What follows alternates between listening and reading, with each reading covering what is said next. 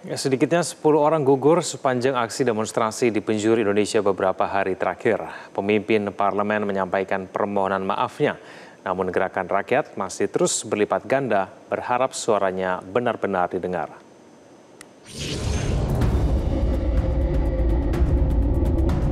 Mahasiswa Indonesia bersumpah. Berbangsa satu. Bangsa yang gandrung akan keadilan. Kami, mahasiswa Indonesia bersumpah. Berbahasa satu. Bahasa tanpa kebohongan. Bahasa tanpa kemunafikan. 3 September 2025. Tidak biasanya mahasiswa menyampaikan aspirasi dan pernyataan sikap di dalam gedung DPR. Sejumlah mahasiswa yang ditunjuk untuk mewakili masing-masing kampus ini bergantian menyampaikan banyak hal di hadapan para pimpinan DPR. Utamanya soal kesejahteraan rakyat yang menjadi akar masalah pemicu amuk massa. Usai sedikitnya 10 korban jiwa gugur dalam aksi, DPR pun akhirnya meminta maaf. Selaku pimpinan DPR, kami menyatakan permohonan maaf atas kekeliruan serta kekurangan kami sebagai wakil rakyat dalam menjalankan tugas dan fungsi mewakili aspirasi masyarakat yang selama ini menjadi tanggung jawab kami. Tentunya permintaan maaf ini tidak cukup tanpa evaluasi dan perbaikan secara menyeluruh dan akan dilakukan dalam waktu yang sesingkat-singkatnya.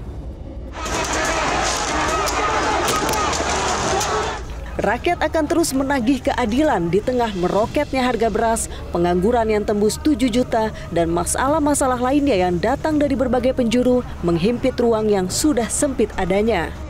Nah, akar masalahnya itu menurut saya adalah tekanan ekonomi belakangan yang menurut saya tidak bisa dimatikan sekedar dengan menerbitkan laporan BPS pertumbuhan ekonomi kuartal kedua 5,12%. Karena faktanya daya beli kita melemah, harga beras meningkat, ya. Kemudian ini data yang sangat mencengangkan, ya. Aspiring middle class meningkat, kelas menengah drop.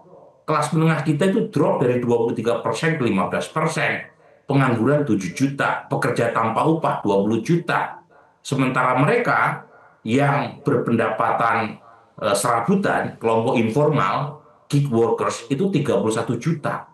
Jadi ini tekanan-tekanan ekonomi pada saat yang pas sama mereka diminta untuk efisien, program-program yang berkaitan dengan mereka dikurangi, tetapi elit politik justru meningkat privilege-nya. Aksi tidak akan reda jika keadilan tak kunjung ada. Warna merah muda atau pink, hijau, dan biru mendominasi aksi belakangan. Selain untuk membedakan dengan intel penyusup yang berbuat rusuh dalam aksi, ada makna yang mendalam. Dalam gerakan 17+8 tuntutan rakyat, Blue Resistance menandakan Indonesia darurat sebagai simbol kondisi yang berakar dari masalah ketimpangan sosial, korupsi, dan berbagai ketidakadilan yang terjadi. Brave Pink adalah warna kerudung Ibu Ana, seorang ibu yang aksinya viral ketika menantang aparat hingga orasinya yang lantang menjadi simbol keberanian rakyat. Sementara Hero Green merujuk penghormatan kepada almarhum Afan Kurniawan, pengemudi ojol yang dilindas barakuda Brimob. Warna hijau ini pun menjadi lambang heroisme dan pengorbanan dalam perjuangan rakyat. Adapun 17+8 tuntutan memiliki tenggat waktu bagi pemerintah memenuhi tuntutan rakyat dalam 1 pekan, mulai dari soal supremasi sipil, desakan agar polisi tidak represif, hingga seputar upah layak. Adapun 8 tuntutan dengan tenggat waktu 1 tahun memuat berbagai desakan, mulai dari reformasi DPR, pengesahan UU perampasan aset koruptor, hingga reformasi kepolisian dan ekonomi kerakyatan. Tim Liputan Metro TV. Jelajahi cara baru mendapatkan informasi. Download Metro TV Extend sekarang.